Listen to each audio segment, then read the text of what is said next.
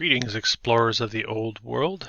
This will be the first installment of Impossible Architecture, where I take a zoomed-in look at specific structures, and we try to outline the given historical narrative and potential anomalies. So this one will feature the Roxy Theater in New York City. No longer stands. It was demolished in 1960. And this is from the cinematreasures.org website. You can take a look at it. I'll put the link in the description. A little bit more about the structure itself. 6,214 seats, multi-tier balconies.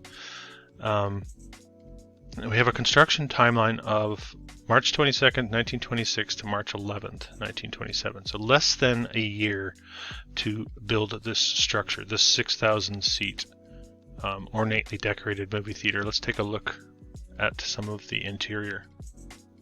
And as we ponder on that less than 12-month timeline to build this structure, let's think about things like how long did it take them to install these 6,000 seats? How long did it take them to set up the scaffolding to ornately decorate all of these high walls and ceilings? How long did it take them to take down the scaffolding? So many things need to be examined as we look at these given timelines, and I think it's very useful to pick it apart, because if we can just pick it apart a little bit, we can come to the conclusion that there is either a mistake here or consistent mistakes over and over, or there's a deception going on here.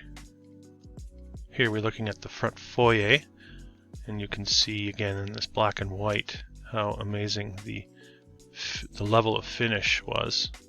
Would have been a very spectacular place to catch a movie, that's for sure.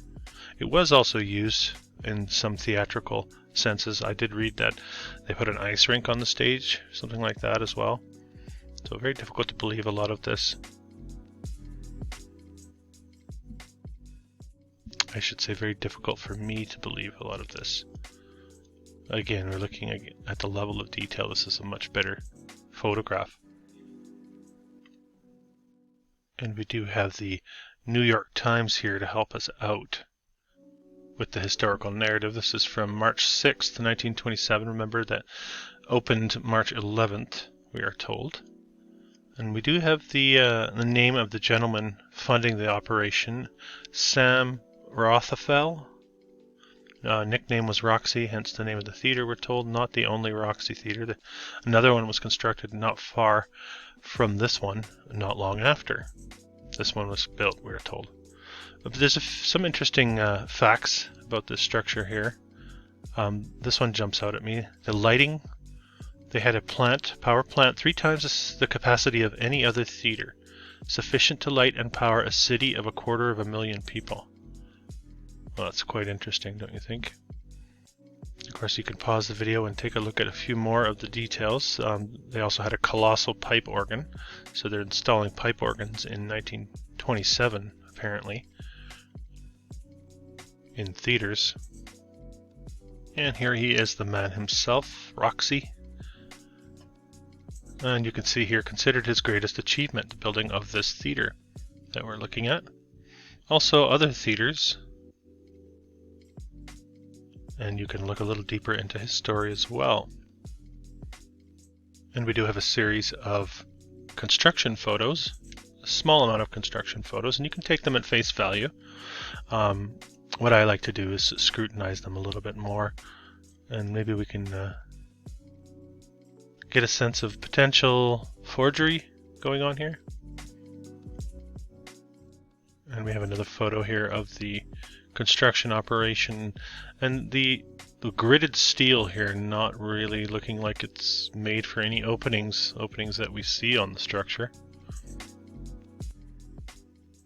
And we also see evidence of, well, that's interesting. Is that a lower level by the sidewalk?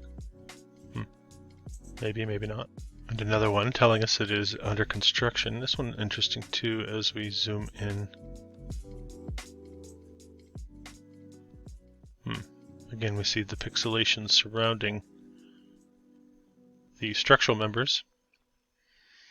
And I showed you this one, and it looks like they're trying to depict all sorts of construction going on, because that would have to be the case, because so many of these were supposedly constructed in very, very short time, right around the same time. You see this structure back here. We have two different phases of construction going on here. Actually, that's not true, and I apologize for misleading you. This one I added the top layer in with my Paint 3D program on my computer. I added this in right here, and this is the original. So you tell me, again, you can see the pixelation surrounding that. So is there potential for forgery here, or are we to take it at face value? Does this come from a piece from the New York Times as well?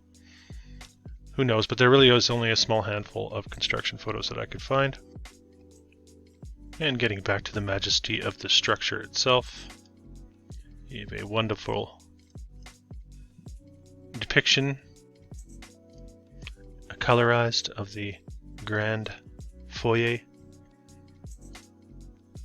And there it is again in black and white. Massive columns, very, very high ceiling area. And I want you to think about how long it would take to build this, even in the modern day, with all of our capabilities. Any contractors out there that do this type of interior finish? What do you think? Less than a year for the entire structure? And this looks like the ticket booths, marble-lined ticket booths. What do you think? Coffered-style ceilings, beautiful.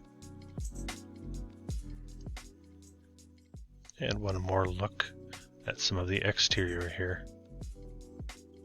Again, very, very short time frame. Very, very high quality building materials, very high-end finish quality.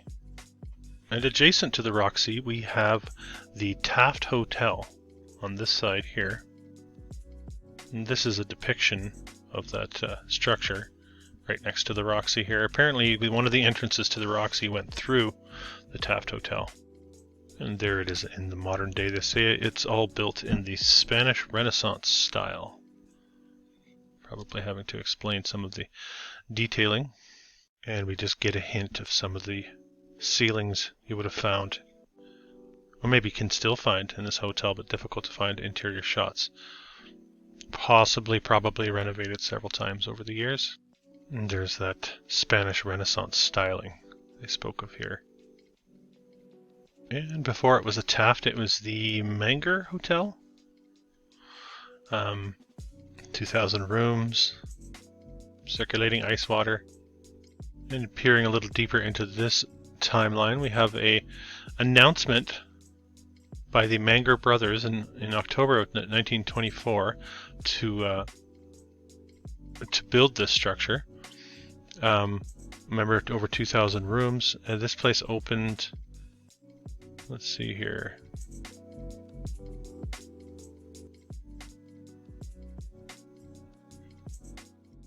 opened November 15th, 1926. So from the announcement that they wanted to build it until its opening date, we're looking at just over 2 years. So how much time between their announcement and breaking ground? You have to wonder. Again, another, what I would say, an impossible timeline to build such a massive structure. Over 2,000 rooms, less than 2 years.